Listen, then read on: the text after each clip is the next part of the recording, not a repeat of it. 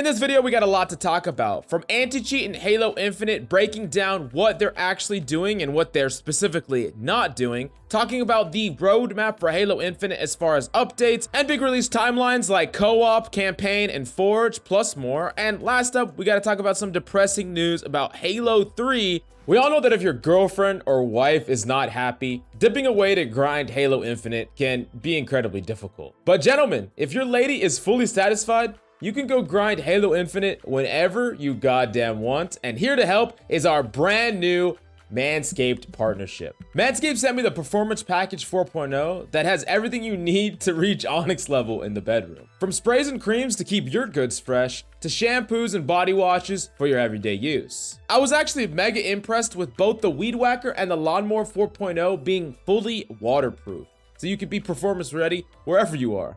Teabag clean and use code HALO at the Manscaped checkout for 20% off your order and free shipping. Go check them out right now down below. Now, actually talking about our first story, I really wanted to mention Halo 3 because a lot of you grinded Halo 3 just like I did, and Halo 3 was a very important part of my life in particular, where I grinded that game every freaking day, and I had some really good times with that game.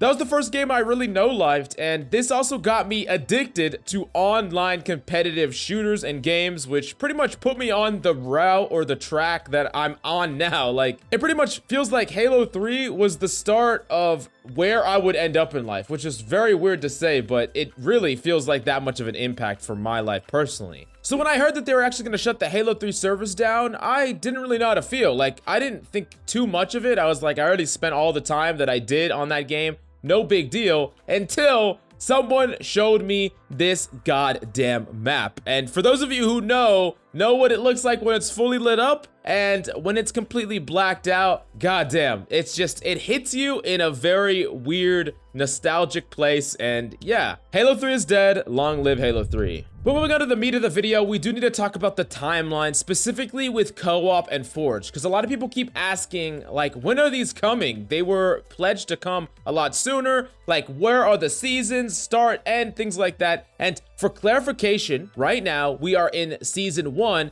but Season 1 is extended. It's looking like Season 1 is going to last 6 months, where a traditional season is only supposed to last 3 months, so it's double the time. So it's almost like Season 1 is actually Season 1 and 2 combined. And it was said that Co-op was supposed to be dropped in Season 2, and Forge was supposed to be dropped in Season 3. But in reality, if Season 1 is double as long, it's really like Forge is being dropped in Season 4 at the earliest, which is not till the summer. And it's looking like Co-op will probably be pushed back as well. Now, I know for a lot of you, it's going to be very freaking frustrating. Not only that these were not shipped at release, but that these are not going to be ready for such a long time. I mean, first off, with the co-op campaign, playing campaign cooperatively, to me, is the only way to play Halo campaigns. Like, if I can't play it with a buddy, I'm not really that interested in playing it. And yeah, so I'm just going to wait around for the co-op campaign. But I think specifically Forge is like the Halo identity, right? You need Forge with Halo. It's become ubiquitous, but it's not included, and it makes Halo just feel very freaking hollow, especially because they just shut down the Halo 3 servers, and I've freaking spent like thousands and thousands of hours just messing around and playing games in Forge and making maps in Forge, and I want that. I want that for Halo Infinite. But it looks like that timeline is pushed back very freaking far. And here's the thing. I'm actually okay with Forge not releasing. I know I just went on that rant, but in the current state of the game, I think it's better that Forge is not live. And here's the reason why. Forge will bring back people to Halo like nothing else. Specifically, if you think about all the platforms, YouTube Shorts, YouTube tiny clips that I know you get recommended on your YouTube feed that are like, 10 to 30 seconds, or TikToks, specifically, Forge has the capability to wow a ton of people and bring a lot of people back. And if we release Forge right now, it would wow a lot of people and bring a lot of people back, and then they play the rest of the game and they're disappointed by the lack of features, the monetization policy, the lack of anti-cheat, the craziness of the ranked mode. I mean, the list goes on and on of all these problems. So you open Forge up, you bring a lot of people interested, and then they look at everything else and they're disappointed, and then they just stay in that little grouping of Forge, or they dip out and leave again. That doesn't really make sense to me. Now, of course, I want all those things to be fixed, and I want Forge to be released as soon as possible, but I would rather those things get fixed first before Forge gets released, because Forge is going to be a huge driving point into bringing people back into the game, and you don't really want to bring people back into the game right now when the game is like a freaking beta at the very least. I mean, Halo Infinite is just very, very unfinished. But that also directly leads me to the other big problem that is really plaguing Halo Infinite right now, and it's the anti-cheat. And we do not have a lot of information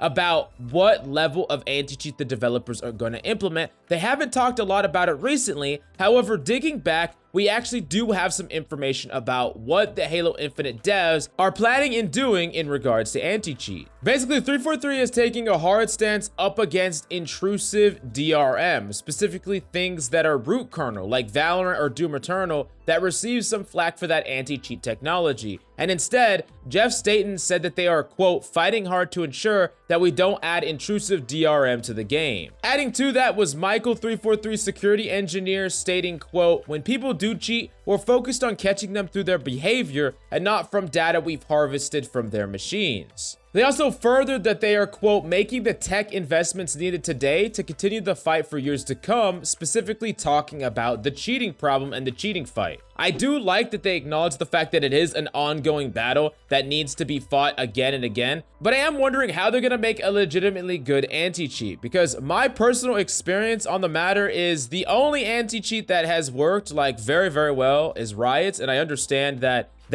root kernel thing is not the most popular thing for everyone, but you know, results don't lie, and it worked. And I haven't really seen any anti-cheat work to that level. And I'm not saying that Halo Infinite has to have like the best anti-cheat of all time. It just has to be good, and I'm wondering if they are willing to put the time and effort into ensuring it's good. And I would love more clarification on what exactly the technology that they're working on to catch people's behavior without going into specifics. Of course, they don't want to kind of give it away to people that are trying to make anti-cheat softwares, but just enough to reassure us that their time and effort spent is actually going to do something. Or is this anti-cheat problem just going to prevail until it causes a huge problem, just like it did with freaking Warzone? Now, there's an entirely different group that says crossplay should be disabled and separate the PC players from the console players until anti-cheat is implemented. And you know, I honestly don't blame a lot of you that are playing on freaking consoles. You feel this way. That being said, while it is definitely more likely for people to cheat on PC, it's not impossible for people to cheat on console either, especially in the new day and age when we're talking about a competitive Halo. Programmers, especially with the way the new consoles are, can make cheating software all the same. That doesn't mean it wouldn't be a band-aid fix to the problem for specifically console users, but it's not a long-term solution. And the actuality of it is that the people that are playing on PC are not to blame for this at all. And it's really important to make sure that 343 are the ones that are held accountable. They decided to open this game and make it far bigger, far more popular, and combine PC and Xbox. And when they do that, anti-cheat should have been like numero uno, the most important thing that they dealt with. And this article I'm reading from that says that they are putting in the tech investments today so that they could fight anti-cheat for years to come. This was all the way in freaking May that they said that. So are they still putting in technology investments? Are they still working on the anti-cheat? Have they been working on it this whole time? Because it kind of seems like they were completely caught off guard by the cheating problem. So I definitely have mixed feelings about all of this. I'm a little bit salty at 343 right now, rightfully so. You probably are too. But let me know what you think about this entire story down below. And while you're down there, go check out Manscaped, our new partnership. You can get 20% off with code freaking Halo and free shipping. Your lady will definitely freaking appreciate it.